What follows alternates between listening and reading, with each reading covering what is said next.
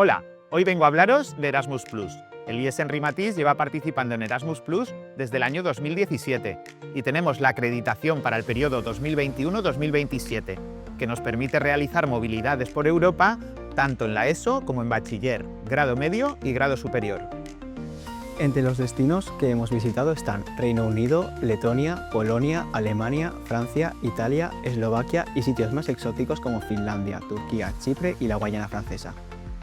Los principales objetivos del programa Erasmus+ de la Unión Europea es fomentar las movilidades de nuestros estudiantes a países de la Unión Europea y a nivel internacional, así como fomentar ese aprendizaje permanente que nos da este tipo de proyectos.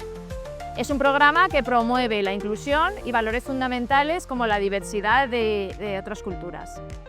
Este programa te proporciona una ayuda económica para los gastos que puedas tener durante tu estancia allí.